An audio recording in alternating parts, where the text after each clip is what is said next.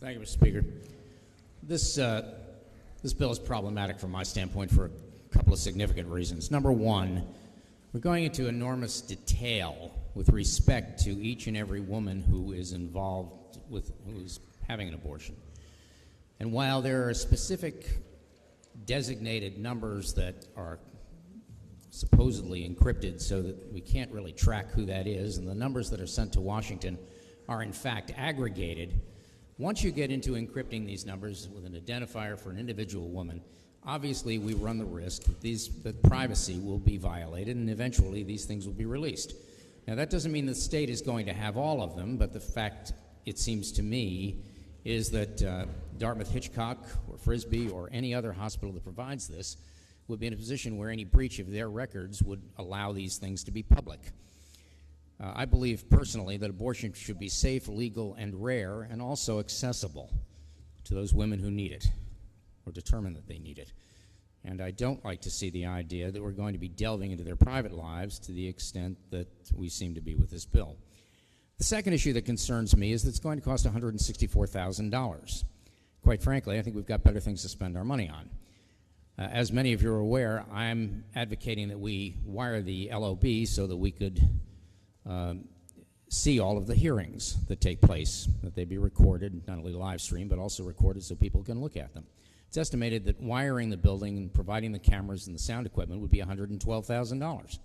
$164,000 seems to me quite a bit, particularly in light of the fact that given medical coding, I'm hard-pressed to believe that a hospital like Dartmouth Hitchcock can't, with a couple of keystrokes, determine exactly what kind of abortions they're having that are taking place within their facility in a heartbeat.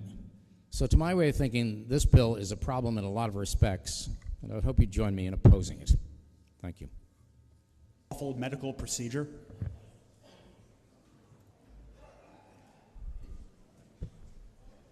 Thank you, Mr. Speaker. House Bill 471 requires reporting to DHHS of a legal and low-risk medical procedure with a significant cost of $162,000 in the first year and $20,000 annually thereafter.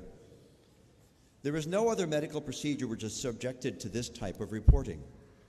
As a spine surgeon, I routinely did much more risky procedures on patients with no requirement of trying to report this to any entity. DHHS, my understanding is that in the final form, they still do not support this bill as written. This reporting system also would place an unnecessary burden of paperwork on providers who already have a great deal of paperwork to do. They don't need more. Lastly, there still are privacy concerns. While I agree with my friend from Auburn that the data stored at the Division of Vital Records will probably be secure, it's important to realize that at the provider's office or the facility office, there still will be the electronic report stored and the information linking each patient with her anonymous ID number. That will be stored for 3 years. The cybersecurity at most providers' offices is nowhere near as good as the cybersecurity at the Division of Vital Records, and this does still risk a release of confidential patient information. Please press the red button to vote no against the. Thank you for taking the question. I appreciate the efforts that have gone into the amendment and the bill to protect patient privacy, but my question is this: since the purpose of gathering all of this data is to send it in the aggregate to the CDC, why can't we collect it in the aggregate from the various providers so we won't have to identify the individuals and run whatever risks there may be, despite the gold standard we've heard about? Because the providers won't provide it unless they have to. Thank you. Question before the House is on the adoption of the Majority Committee report. The question is on the adoption of the Majority Committee report of ought to pass with amendment. Chair recognizes Representative Messner for a parliamentary inquiry. Thank you, Mr. Speaker. Mr. Speaker, if I know that doctors perform much riskier procedures than this in the state of New Hampshire, yet this kind of data is not collected for those other types of procedures. And if I know that New Hampshire has gone above and beyond other states in protecting our privacy, yet there has been significant data breaches at the DHHS, and this kind of data collected would expose private data to the public. If I know that the state of New Hampshire has much better ways to spend their money than hundreds of thousands of dollars on this type of data collection for reasons like the raging opioid crisis that we see, then I would press the red button. Thank you. Question before the House is on the adoption of the majority committee report of ought to pass as amended. If you're in favor of that, you'll be pressing the green button. If you're opposed, you'll be pressing the red button. The chair recognizes Representative Katowski for parliamentary inquiry. Thank you, Mr. Speaker. I ask you all today to know what I know.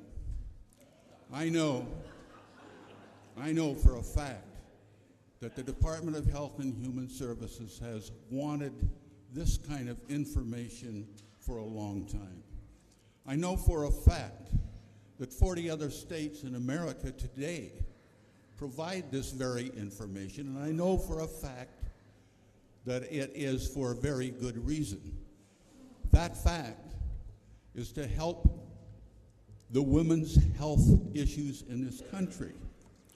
If you believe that the 12 to 8 vote out of the policy committee took into consideration all of the issues related to privacy, all of the issues related to public health, and all of the issues related to that word we don't like to talk about but we hear about too much, would you please join me in pushing the green button and passing this long overdue bill? Thank you.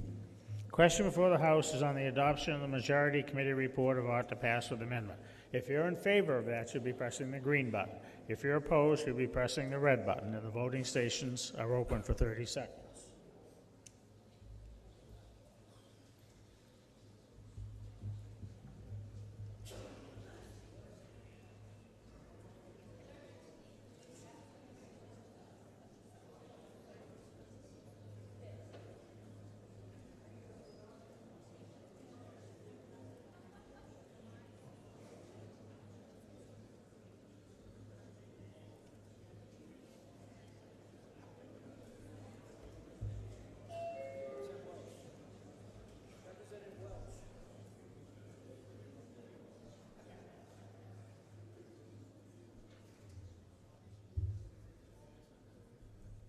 If all members voted to hear on the question on support, the House will attend to the state of the vote.